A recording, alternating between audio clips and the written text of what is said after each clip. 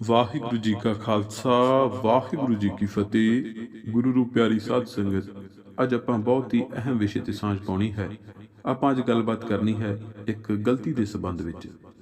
ਇੱਕ ਉਹ ਗਲਤੀ ਜਿਹੜੀ ਜਾਣੇ ਅਣਜਾਣੇ ਵਿੱਚ ਸਾਡੇ ਸਾਰਿਆਂ ਤੋਂ ਹੋ ਜਾਂਦੀ ਹੈ, ਪਰ ਇਹ ਕਦੇ ਵੀ ਨਹੀਂ ਹੋਣੀ ਚਾਹੀਦੀ। ਸਤੰਬਰ ਮਹੀਨੇ ਦੇ ਆਹੀ ਦਿਨ ਸਨ, ਸਮਾਂ ਰਾਤ ਦਾ ਸੀ। ਇੱਕ ਘਰ ਵਿੱਚ ਪਤੀ ਆਪਣੀ ਪਤਨੀ ਨੂੰ ਕਹਿ ਰਿਹਾ ਸੀ ਕਿ ਅੱਜ ਮੈਂ ਖਾਣਾ ਜ਼ਿਆਦਾ ਖਾ ਲਿਆ, ਅੱਜ ਮੈਨੂੰ ਲੱਗਦਾ ਆਪਾਂ ਨੂੰ ਹਰ ਹਾਲਤ ਦੇ ਵਿੱਚ ਸੈਰ ਕਰਨ ਲਈ ਜਾਣਾ ਚਾਹੀਦਾ ਹੈ। ਅੱਗੇ ਤਾਂ ਮੈਂ ਕਈ ਵਾਰੀ ਨਹੀਂ ਜਾਂਦਾ, ਪਰ ਅੱਜ ਜ਼ਰੂਰ ਜਾਣਾ ਚਾਹੀਦਾ ਹੈ। ਤੇ ਪਤਨੀ ਉਸ ਨੂੰ ਜਵਾਬ ਦੇ ਰਹੀ ਸੀ ਕਿ ਅਜੇ ਆਪਣਾ ਪੁੱਤਰ ਜਾਗ ਰਿਹਾ, ਗੂੜੀ ਨੀਂਦ ਵਿੱਚ ਨਹੀਂ, 10 ਮਿੰਟ ਹੋਰ ਲੱਗਦੇ ਨੇ, ਇਸ ਨੂੰ ਸਵਾਲੀਏ, ਫਿਰ ਆਪਣੀ ਚਿੰਤਾ ਤੋਂ ਆਪਾਂ ਮੁਕਤ ਹੋ ਜਾਵਾਂਗੇ, ਫਿਰ ਚਾਹੇ 15-20 ਮਿੰਟ ਵੱਧ ਵੀ ਸੈਰ ਕਰਾਵਾਂਗੇ। ਉਹ ਕਹਿੰਦਾ ਠੀਕ ਹੈ, ਤੁਸੀਂ ਇਸ ਨੂੰ ਸਵਾ ਕੇ ਆ ਜਾਇਓ, ਮੈਂ ਜਾ ਕੇ ਆਪਣੀ ਸੈਰ ਆਰੰਭ ਕਰਦਾ, ਤੁਸੀਂ ਮਗਰੋਂ ਆ ਕੇ ਮੇਰੇ ਨਾਲ ਰਲ ਜਾਇਓ। ਉਹਨਾਂ ਦੇ ਘਰ ਤੋਂ ਥੋੜ੍ਹੀ ਦੂਰ ਇੱਕ ਮੈਦਾਨਨੁਮਾ ਪਾਰਕ ਸੀ। ਪਾਰਕ ਦੇ ਚਾਰ ਚੁਫੇਰੇ ਇੱਕ ਟਰੈਕ ਯਾਨੀ ਕਿ ਇੱਕ ਰਸਤਾ ਬਣਿਆ ਹੋਇਆ ਸੀ। ਥੋੜਾ ਪਹਿਲਾਂ ਤਾਂ ਉੱਥੇ ਕਾਫੀ ਰੌਣਕ ਹੁੰਦੀ ਸੀ, ਛੋਟੇ ਬੱਚੇ ਵੀ ਸਨ, ਬਜ਼ੁਰਗ ਵੀ ਸਨ, ਪਰ ਹੁਣ ਕਿਉਂਕਿ ਸਮਾਂ ਤਕਰੀਬਨ 11 ਵੱਜ ਚੁੱਕੇ ਸਨ ਰਾਤ ਦੇ, ਇਸ ਕਰਕੇ ਬਿਲਕੁਲ ਰੌਣਕ ਖਤਮ ਸੀ, ਕੋਈ ਜੀਅ ਜੰਤਰੂ ਨਹੀਂ ਸੀ। ਉਹ ਦੇਖ ਰਿਹਾ, ਜਦੋਂ ਬਾਹਰ ਜਾ ਕੇ ਆਪਣੀ ਸੈਰ ਆਰੰਭ ਕਰਦਾ ਤਾਂ ਉਹ ਮਹਿਸੂਸ ਕਰਦਾ ਕਿ ਜਿਵੇਂ ਸਾਰਾ ਸ਼ਹਿਰ ਸੌਂ ਗਿਆ ਹੋਵੇ ਜਾਂ ਤਕਰੀਬਨ ਸੌਣ ਵਾਲਾ ਹੋਵੇ। ਕਿਸੇ ਪਾਸੇ ਕੋਈ ਆਵਾਜ਼ ਨਹੀਂ ਸੀ, ਕੋਈ ਗੱਲਬਾਤ ਨਹੀਂ ਸੀ ਹੋ ਰਹੀ, ਚਾਰ ਚੁਫੇਰੇ ਹਨੇਰ ਘੁੱਪ ਛਾਇਆ ਹੋਇਆ ਸੀ। ਉਹ ਸੈਰ ਕਰਦਾ ਹੌਲੀ ਹੌਲੀ ਅੱਗੇ ਨੂੰ ਭੱਜਿਆ ਜਾ ਰਿਹਾ। ਜਦੋਂ ਭੱਜਿਆ ਜਾ ਰਿਹਾ ਤਾਂ ਉਹ ਦੇਖ ਰਿਹਾ ਕਿ ਇੱਕ ਹੋਰ ਪਾਸਿਓਂ ਉਸ ਮੈਦਾਨ ਨੂੰ, ਉਸ ਪਾਰਕ ਨੂੰ ਜਿਹੜੀ ਗਲੀ ਆਉਂਦੀ ਸੀ, ਉਸ ਗਲੀ ਦੇ ਵਿੱਚ ਇੱਕ ਨੁੱਕਰ ਤੇ ਇੱਕ ਵਿਸ਼ਾਲ ਦਰਖਤ ਸੀ, ਤੇ ਉਸ ਦਰਖਤ ਦੇ ਥੱਲੇ ਸਾਈਕਲ ਦੇ ਉੱਤੇ ਦੋ ਲੋਕ ਖੜੇ ਹੌਲੀ ਹੌਲੀ ਕੋਈ ਕੁਸਰ ਮੁਸਰ ਕਰ ਰਹੇ ਸਨ, ਆਪਸ ਵਿੱਚ ਗੱਲਬਾਤ ਕਰ ਰਹੇ ਸਨ। ਉਹ ਪਹਿਲਾਂ ਰੁਕਿਆ, ਰਫ਼ਤਾਰ ਉਸਨੇ ਆਪਣੀ ਮੱਧਮ ਕੀਤੀ, ਫਿਰ ਉਹ ਦੇਖ ਕੇ ਬੜਾ ਹੈਰਾਨ ਹੋਇਆ ਕਿ ਇਸ ਵੇਲੇ ਜਦੋਂ ਕਿਸੇ ਪਾਸੇ ਕੋਈ ਜੀਅ ਜੰਤਰੂ ਨਹੀਂ ਤਾਂ ਇਹ ਕੌਣ ਲੋਕ ਹੋ ਸਕਦੇ ਨੇ, ਕੋਈ ਚੋਰ ਉਚੱਕੇ ਨਾ ਹੋਣ। ਥੋੜਾ ਅੱਗੇ ਜਾਂਦਾ ਤਾਂ ਉਸ ਦੀ ਹੈਰਾਨੀ ਦਾ ਪੱਧਰ ਹੋਰ ਵੱਧ ਜਾਂਦਾ। ਉਹ ਦੇਖਦਾ ਕਿ ਇਹ ਤਾਂ ਦੋ ਕੁੜੀਆਂ ਨੇ। ਹੁਣ ਉਹ ਹੋਰ ਵੀ ਜ਼ਿਆਦਾ ਹੈਰਾਨ ਹੋ ਜਾਂਦਾ ਕਿ ਦੋ ਕੁੜੀਆਂ ਦਾ ਇਸ ਵੇਲੇ ਕੀ ਕੰਮ। ਫਿਰ ਉਹ ਸੋਚਦਾ ਕਿ ਖੌਰੇ ਕਿਤੇ ਚੱਲੀਆਂ ਹੋਣ, ਕਿਤੇ ਸਕੂਲ ਕਾਲਜ ਦਾ ਕੰਮ ਹੋਵੇ। ਪਰ ਜਦੋਂ ਉਸਨੂੰ ਸਮੇਂ ਦਾ ਖਿਆਲ ਆਉਂਦਾ ਤਾਂ ਫਿਰ ਉਹ ਇੱਕਦਮ ਭੈਭੀਤ ਵੀ ਹੋ ਜਾਂਦਾ, ਡਰ ਵੀ ਜਾਂਦਾ ਕਿ ਦੋ ਕੁੜੀਆਂ ਦਾ ਇਸ ਵੇਲੇ ਬਾਹਰ ਨਿਕਲਣਾ ਠੀਕ ਨਹੀਂ। ਫਿਰ ਉਹ ਸੋਚਦਾ ਕਿ ਸ਼ਾਇਦ ਕਿਸੇ ਆਪਣੇ ਘਰ ਵਾਲੇ ਦਾ, ਚਾਚੇ ਤਾਏ ਦਾ, ਮਾਂ ਪਿਓ ਦਾ ਇੰਤਜ਼ਾਰ ਕਰ ਰਹੀਆਂ ਹੋਣ। ਇਸੇ ਕਸ਼ਮਕਸ਼ ਦੇ ਵਿੱਚ ਉਹ ਅੱਗੇ ਚਲਾ ਜਾਂਦਾ, ਪਰ ਉਹ ਮੁੜ ਕੇ ਉਧਰ ਵੇਖਦਾ ਰਹਿੰਦਾ ਤੇ ਉਹ ਦੋ ਕੁੜੀਆਂ ਕਦੇ ਇੱਕ ਸਾਈਕਲ ਤੇ ਚੜ੍ਹਦੀ, ਕਦੇ ਦੂਸਰੇ ਤੇ, ਉੱਥੋਂ ਅੱਗੇ ਨੂੰ ਜਾਣ ਦੀ ਕੋਸ਼ਿਸ਼ ਕਰਦੀਆਂ। ਉਹ ਫੇਰ ਮੁੜ ਕੇ ਆਉਂਦਾ। ਉਸ ਦੇ ਮਨ ਵਿੱਚ ਹੁਣ ਭੈੜੇ ਭੈੜੇ ਖਿਆਲ ਆਉਣ ਲੱਗਦੇ ਨੇ।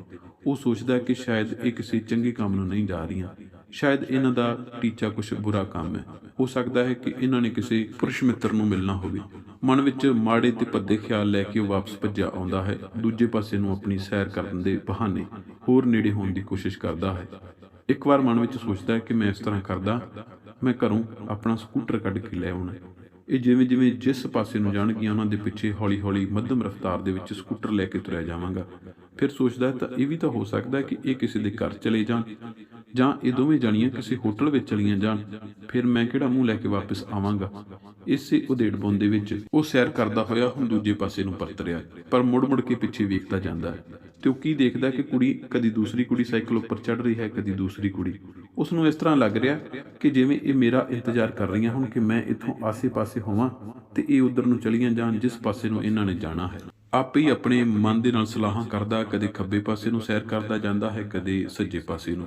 ਤੇ ਉਹ ਕੁੜੀਆਂ ਵੀ ਉਸ ਰੁੱਖ ਤੋਂ ਪਹਿਲਾਂ ਕਦੇ ਦੂਰ ਹੋਣ ਲੱਗ ਪੈਂਦੀਆਂ ਨੇ ਤੇ ਕਦੇ ਫਿਰ ਉਸ ਰੁੱਖ ਵੱਲ ਨੂੰ ਆਉਣ ਲੱਗ ਪੈਂਦੀਆਂ ਨੇ। ਪਰ ਇਸ ਬੰਦੇ ਦੇ ਮਨ ਵਿੱਚ ਲਗਾਤਾਰ ਉਹਨਾਂ ਪ੍ਰਤੀ ਬਹੁਤ ਸਾਰੇ ਸੰਦੇਹ ਆਉਂਦੇ ਨੇ, ਬਹੁਤ ਸਾਰੇ ਖਿਆਲ ਉਹਨਾਂ ਦੇ ਪ੍ਰਤੀ ਆਪਣੇ ਮਨ ਦੇ ਵਿੱਚ ਘੜ ਰਿਹਾ ਹੁੰਦਾ ਹੈ। ਖੁਦ ਨਾਲ ਸਲਾਹਾਂ ਕਰਦਾ, ਇਹਨੂੰ ਪਿੱਛੋਂ ਆਵਾਜ਼ ਪੈਂਦੀ ਹੈ ਕਿ ਮੈਂ ਆ ਗਈ, ਪੁੱਤਰ ਨੇ ਸੌਣ 'ਚ ਕਾਫੀ ਸਮਾਂ ਲੈ ਲਿਆ, ਇਸ ਕਰਕੇ ਤੁਹਾਨੂੰ ਸ਼ਾਇਦ ਥੋੜਾ ਜਿਹਾ ਜ਼ਿਆਦਾ ਇੰਤਜ਼ਾਰ ਕਰਨਾ ਪਿਆ, ਚਲੋ ਹੁਣ ਮਿਲ ਕੇ ਸੈਰ ਕਰਦੇ ਹਾਂ। ਹੁਣ ਇਹ ਇਨਸਾਨ ਜਾਣਬੁੱਝ ਕੇ ਸੈਰ ਕਰਦਿਆਂ ਆਪਣੀ ਘਰਵਾਲੀ ਦੇ ਨਾਲ ਉਸ ਰੁੱਖ ਵੱਲ ਨੂੰ ਹੋ ਤੁਰਿਆ। ਜਦੋਂ ਰੁੱਖ ਵੱਲ ਨੂੰ ਜਾ ਰਹੇ ਸੀ ਤਾਂ ਇਸ ਦੀ ਘਰਵਾਲੀ ਨੇ ਵੀ ਦੇਖਿਆ ਕਿ ਸਾਹਮਣੇ ਸਾਈਕਲ ਦੇ ਉੱਪਰ ਕੋਈ ਦੋ ਨੌਜਵਾਨ ਲੜਕੀਆਂ ਕਦੇ ਅੱਗੇ ਨੂੰ ਜਾ ਰਹੀਆਂ ਨੇ, ਕਦੇ ਇੱਕ ਦੂਜੇ ਨਾਲ ਕੋਈ ਗੱਲਬਾਤ ਕਰਦੀਆਂ ਨੇ। ਇਹ ਵਰਤਾਰਾ ਦੇਖ ਕੇ ਇਸ ਦੀ ਘਰਵਾਲੀ ਵੀ ਹੈਰਾਨ ਹੋਈ ਤੇ ਸੋਚਣ ਲੱਗੀ, ਸੋਚਾਂ ਵਿੱਚ ਡੁੱਬ ਗਈ ਕਿ ਕਿਸੇ ਨੂੰ ਇਸ ਵੇਲੇ ਕੀ ਕੰਮ ਹੋ ਸਕਦਾ ਕਿ ਉਹ ਸਾਈਕਲ ਲੈ ਕੇ ਨਿਕਲਿਆ ਹੋਵੇ, ਉਹ ਵੀ ਖਾਸ ਕਰਕੇ ਕੁੜੀਆਂ। ਹੁਣ ਨਾਲ ਇਹ ਆਪਣੇ ਦਿਮਾਗ ਦੇ ਉੱਪਰ ਜ਼ੋਰ ਵੀ ਪਾ ਰਹੀ ਹੈ, ਪਛਾਣਨ ਦੀ ਕੋਸ਼ਿਸ਼ ਕਰ ਰਹੀ ਹੈ ਕਿ ਮੈਂ ਸਾਰੇ ਗਲੀ ਮੁਹੱਲੇ ਨੂੰ ਜਾਣਦੀ ਹਾਂ, ਇਹ ਕੌਣ ਹੋ ਸਕਦੀਆਂ ਨੇ। ਜਿਵੇਂ ਜਿਵੇਂ ਅੱਗੇ ਨੂੰ ਤੁਰੀ ਜਾਂਦੀ ਹੈ ਤਾਂ ਉਸਨੇ ਉਹਨਾਂ ਨੂੰ ਆਵਾਜ਼ ਮਾਰੀ। ਆਵਾਜ਼ ਮਾਰ ਕੇ ਕਹਿੰਦੀ ਹੈ ਕਿ ਗੁਰਜੋਤ, ਤੁਸੀਂ ਇਸ ਵੇਲੇ ਸਾਈਕਲ ਲੈ ਕੇ ਕਿੱਥੇ ਜਾ ਰਹੀ ਹੋ? ਮੈਨੂੰ ਲੱਗਦਾ ਤੁਸੀਂ ਸਿੱਖਣ ਦੀ ਕੋਸ਼ਿਸ਼ ਕਰ ਰਹੀਆਂ ਹੋ। ਤਾਂ ਉਹਨਾਂ ਨੇ ਵੀ ਹੱਸ ਕੇ ਹਾਂ ਵਿੱਚ ਸਿਰ ਹਿਲਾ ਦਿੱਤਾ, ਕਹਿੰਦੀਆਂ ਹਾਂਜੀ। ਤਾਂ ਫਿਰ ਅੱਗੋਂ ਇਸ ਇਨਸਾਨ ਦੀ ਘਰਵਾਲੀ ਪੁੱਛਦੀ ਹੈ ਕਿ ਆਹ ਕੋਈ ਵੇਲਾ ਥੋੜ੍ਹੀ ਹੋਇਆ, ਹੁਣ ਤਾਂ ਸਾਰਾ ਸੰਸਾਰ ਸੌਂ ਗਿਆ ਹੈ ਤੇ ਤੁਸੀਂ ਇਸ ਵੇਲੇ ਸਾਈਕਲ ਲੈ ਤੁਰੀਆਂ। ਤਾਂ ਉਹ ਕਹਿਣ ਲੱਗੀਆਂ ਜੀ ਦਿਨੇ ਸਾਨੂੰ ਸੰਗ ਲੱਗਦੀ ਹੈ, ਅਸੀਂ ਹੁਣ ਸਾਡੀ ਉਮਰ ਜ਼ਿਆਦਾ ਹੈ ਤੇ ਲੋਕੀ ਸਾਨੂੰ ਕਹਿੰਦੇ ਨੇ ਕਿ ਆਹ ਕੋਈ ਉਮਰ ਥੋੜ੍ਹੀ ਹੋਈ ਸਾਈਕਲ ਸਿੱਖਣ ਦੀ। ਫਿਰ ਉਸ ਇਨਸਾਨ ਦੀ ਘਰਵਾਲੀ ਨੇ ਸਵਾਲ ਕੀਤਾ, ਪਰ ਤੁਸੀਂ ਇਸ ਉਮਰੇ ਸਾਈਕਲ ਸਿੱਖ ਕੇ ਕਰਨਾ ਕੀ ਹੈ? ਤਾਂ ਅੱਗੋਂ ਗੁਰਜੋਤ ਕਹਿੰਦੀ ਕਿ ਭੈਣ ਜੀ ਤੁਹਾਨੂੰ ਤਾਂ ਪਤਾ ਹੀ ਹੈ ਕਿ ਅਸੀਂ ਦੋਵੇਂ ਸਕੂਲ ਵਿੱਚ ਪੜ੍ਹਾਉਂਦੀਆਂ ਹਾਂ। ਸਾਨੂੰ ਬੱਸ ਅੱਡੇ ਤੋਂ ਲੈ ਕੇ ਆਪਣੇ ਪਿੰਡਾਂ ਦੇ ਸਕੂਲ ਤੱਕ ਪਹੁੰਚਣ ਤੱਕ ਬੜੀ ਮੁਸ਼ੱਕਤ ਕਰਨੀ ਪੈਂਦੀ ਹੈ। 2-2 3-3 ਕਿਲੋਮੀਟਰ ਦਾ ਰਸਤਾ ਹੋਵੇਗਾ ਤੇ ਰਾਹ ਵਿੱਚ ਕਈ ਵਾਰੀ ਬਹੁਤ ਸਾਰੇ ਲੋਕ ਆਉਂਦੇ ਨੇ। ਸਾਈਕਲ ਤੇ ਹੋਵੇ ਤੇ ਬੰਦਾ ਜਰਾ ਕੁ ਤੇਜ਼ ਲੰਘ ਜਾਂਦਾ ਹੈ, ਨਾਲੇ ਤੁਰ ਤੁਰ ਕੇ ਥੱਕ ਜਾਈਦਾ ਹੈ। ਸਾਨੂੰ ਡਰ ਵੀ ਬਹੁਤ ਲੱਗਦਾ ਹੈ, ਪਤਾ ਨਹੀਂ ਕਿਹੜੇ ਰੱਬ ਦੇ ਆਸਰੇ ਅਸੀਂ ਉਹਨਾਂ ਪਿੰਡਾਂ ਤੱਕ ਪੜ੍ਹਾਉਣ ਪਹੁੰਚ ਜਾਣੀਆਂ। ਅੱਗੋਂ ਇਸ ਇਨਸਾਨ ਦੀ ਘਰਵਾਲੀ ਨੇ ਉਹਨਾਂ ਨੂੰ ਕਿਹਾ ਕਿ ਭਾਈ ਡਰ ਤਾਂ ਵਾਕਈ ਬੜਾ ਲੱਗਦਾ ਹੋਣਾ, ਮੈਨੂੰ ਤਾਂ ਇਸ ਸੜਕ ਤੋਂ ਅੱਗੇ ਤੱਕ ਜਾਣ ਵਿੱਚ ਹੀ ਬੜਾ ਡਰ ਲੱਗਦਾ ਹੈ। ਤੁਸੀਂ ਤੇ ਸੱਚਮੁੱਚ ਸ਼ੇਰਨੀਆਂ ਹੋ, ਸ਼ੇਰਨੀਆਂ। ਖੌਰੇ ਕਿੱਡਾ ਕੁ ਵੱਡਾ ਜਿਗਰਾ ਹੈ ਤੁਹਾਡਾ, ਲਿਆ ਖਾਂ ਦੇਖਾਂ ਤਾਂ। ਇੰਨੀ ਗੱਲ ਕਹਿ ਕੇ ਇਸ ਇਨਸਾਨ ਦੀ ਘਰਵਾਲੀ ਨੇ ਉੱਠ ਕੇ ਗੁਰਜੋਤ ਨੂੰ ਆਪਣੀ ਗਲਵੱਕੜੀ ਵਿੱਚ ਲੈ ਲਿਆ।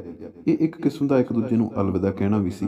ਇਸ ਤੋਂ ਬਾਅਦ ਇਜਾਜ਼ਤ ਲਈ ਅਤੇ ਕਿਹਾ ਕਿ ਭਾਈ ਤੁਸੀਂ ਸੰਗ ਨਾ ਮੰਨਿਆ ਕਰੋ, ਹਰ ਇੱਕ ਕੰਮ ਇਨਸਾਨ ਲਈ ਜ਼ਰੂਰੀ ਹੈ, ਤੁਸੀਂ ਖੁੱਲ੍ਹ ਕੇ ਸਿੱਖੋ, ਕਿਸੇ ਦਾ ਭੈ ਨਾ ਮੰਨੋ। ਇੱਥੇ ਤਾਂ ਕਈਆਂ ਨੇ ਆਉਣਾ, ਇਸ ਤਰ੍ਹਾਂ ਇੰਤਜ਼ਾਰ ਕਰਦੀਆਂ ਰਹੀਆਂ ਤਾਂ ਰਾਤ ਦੇ 2 ਵੱਜ ਜਾਣਗੇ। ਇੰਨੀ ਗੱਲ ਕਹਿ ਕੇ ਉਹਨਾਂ ਨੇ ਅਲਵਿਦਾ ਕਿਹਾ ਤੇ ਇਹ ਵਾਪਸ ਆਪਣੀ ਘਰ ਵਾਲੀ ਸੜਕ ਨੂੰ ਪਰਤ ਗਏ।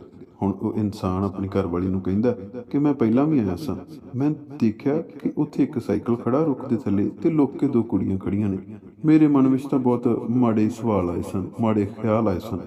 ਮੈਨੂੰ ਲੱਗਿਆ ਕਿ ਰਾਤ ਨੂੰ ਜਿਹੜੀਆਂ ਐਂ ਖੜੀਆਂ ਨੇ ਇਹ ਕਿਸੇ ਮਜ਼ੇਦਾਰ ਸ਼ਰਾਰਤ ਦੇ ਇੰਤਜ਼ਾਰ ਵਿੱਚ ਨੇ। ਜਦੋਂ ਇੰਨੀ ਗੱਲ ਸੁਣੀ ਤਾਂ ਇਸ ਇਨਸਾਨ ਦੀ ਘਰਵਾਲੀ ਕਹਿੰਦੀ ਕਿ ਦੇਖੋ ਜੀ, ਕੁੜੀਆਂ ਨੂੰ ਬਹੁਤ ਸਾਰੀਆਂ ਥਾਵਾਂ ਤੇ ਅਜਿਹਾ ਕੁਝ ਸੁਣਨ ਨੂੰ ਮਿਲਦਾ, ਕੰਮ ਕਰਨਾ ਕਿਹੜਾ ਔਖਾ ਹੈ। ਇੱਕ ਕੰਮ ਕਰਨ ਵਾਲੀ ਕੁੜੀ ਦੇ ਉੱਤੇ ਬਹੁਤ ਸਾਰੀਆਂ ਤੌਹਮਤਾਂ ਲੱਗਦੀਆਂ ਨੇ। ਕੁੜੀਆਂ ਧਨ ਹੁੰਦੀਆਂ ਨੇ, ਇਹਨਾਂ ਦੇ ਜਿਗਰੇ ਵਾਕਈ ਵੱਡੇ ਨੇ, ਇਹ ਵਾਕਈ ਸ਼ੇਰਨੀਆਂ ਨੇ ਜਿਹੜੀਆਂ ਘਰੋਂ ਨਿਕਲਣ ਤੋਂ ਲੈ ਕੇ ਵਾਪਸ ਪਰਤਣ ਤੱਕ ਬੜਾ ਕੁਛ ਸਹਿ ਲੈਂਦੀਆਂ ਨੇ। ਪਤਾ ਨਹੀਂ ਕਿਹੜੀ ਕਿਹੜੀ ਮੁਸ਼ਕਲ ਨਾਲ, ਕਿਹੜੀ ਕਿਹੜੀ ਮੁਸੀਬਤ ਨਾਲ ਆਡਾ ਲਾ ਲੈਂਦੀਆਂ ਨੇ, ਪਤਾ ਨਹੀਂ ਕਿਹੜੀ ਕਿਹੜੀ ਚੀਜ਼ ਦਾ ਸਾਹਮਣਾ ਕਰਦੀਆਂ ਨੇ।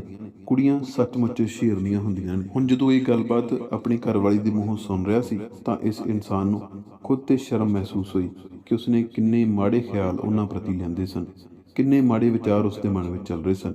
ਉਸ ਨੂੰ ਬਹੁਤ ਮਾੜਾ ਮਹਿਸੂਸ ਹੋਇਆ। ਨਾਲ ਦੀ ਨਾਲ ਆਪਣੀ ਘਰਵਾਲੀ ਨੂੰ ਕਹਿ ਰਿਹਾ ਕਿ ਚਲੋ ਚੰਗਾ ਹੋਇਆ ਆਪਾਂ ਵਾਪਸ ਪਰਤ ਕੇ ਇਹਨਾਂ ਦੇ ਕੋਲ ਦੀ ਲੰਘ ਗਏ, ਮੈਂ ਬਹੁਤ ਮਾੜਾ ਸੋਚਿਆ ਸੀ, ਹੁਣ ਮੈਨੂੰ ਸ਼ਰਮ ਮਹਿਸੂਸ ਹੋ ਰਹੀ ਹੈ। ਹੁਣ ਇਸ ਕਹਾਣੀ ਤੋਂ ਸਾਨੂੰ ਇੱਕ ਬਹੁਤ ਵੱਡੀ ਸਿੱਖਿਆ ਮਿਲਦੀ ਹੈ। ਰਾਹ ਵਿੱਚ ਚੱਲਦਿਆਂ ਅਸੀਂ ਵੀ ਕਈ ਵਾਰੀ ਬਿਨਾਂ ਵਜ੍ਹਾ ਜੱਜ ਬਣੇ ਹੁੰਦੇ ਹਾਂ, ਕਿਸੇ ਨੂੰ ਦੇਖ ਕੇ ਹੀ ਅੰਦਾਜ਼ਾ ਲਾ ਲੈਂਦੇ ਹਾਂ, ਕਿਸੇ ਨੂੰ ਦੇਖ ਕੇ ਹੀ ਉਹਨਾਂ ਪ੍ਰਤੀ ਮਨ ਵਿੱਚ ਬਹੁਤ ਮਾੜੇ ਤੇ ਭੱਦੇ ਖਿਆਲ ਆਉਂਦੇ ਨੇ ਕਿ ਆਹ ਤਾਂ ਇੰਜ ਨੇ ਜੀ, ਉਹ ਤਾਂ ਇੰਜ ਨੇ। ਪਰ ਕਦੇ ਵੀ ਸਾਨੂੰ ਸਿੱਕੇ ਦੇ ਦੂਜੇ ਪਹਿਲੂ ਦਾ ਪਤਾ ਨਹੀਂ ਹੁੰਦਾ, ਸਾਨੂੰ ਕਦੇ ਵੀ ਅਸਲ ਕਹਾਣੀ ਦਾ ਪਤਾ ਨਹੀਂ ਹੁੰਦਾ। ਸੋ ਇਸ ਕਹਾਣੀ ਤੋਂ ਇਹੀ ਸਿੱਖਿਆ ਮਿਲਦੀ ਹੈ ਕਿ ਜਿਹੜਾ ਵੀ ਤੁਹਾਨੂੰ ਮਿਲਦਾ ਉਸ ਦੀ ਇੱਜ਼ਤ ਕਰੀਏ। ਅਸੀਂ ਕਦੇ ਵੀ ਕਿਸੇ ਬਾਰੇ ਪੁੱਠੇ ਸਿੱਧੇ ਅੰਦਾਜ਼ੇ ਨਾ ਲਾਇਆ ਕਰੀਏ, ਆਪਣੇ ਕੰਮ ਤੱਕ ਮਹਿਦੂਦ ਰਹੀਏ। ਲੋਕਾਂ ਦੇ ਕੰਮਾਂ ਵਿੱਚ ਲੱਤਾਂ ਫਸਾ ਕੇ ਸਾਨੂੰ ਕੁਛ ਨਹੀਂ ਮਿਲਣਾ। ਆਪਣੇ ਕੰਮ ਦੇ ਵੱਲ ਧਿਆਨ ਰੱਖਾਂਗੇ ਤਾਂ ਹੀ ਤਰੱਕੀ ਕਰਾਂਗੇ। ਦੂਜਿਆਂ ਦੇ ਬਾਰੇ ਜੇਕਰ ਜੱਜਮੈਂਟਾਂ ਪਾਸ ਕਰਦੇ ਰਹੇ ਤਾਂ ਫਿਰ ਅਸੀਂ ਖੂਹ ਦੇ ਡੱਡੂ ਖੂਹ ਵਿੱਚ ਹੀ ਰਹਿ ਜਾਵਾਂਗੇ।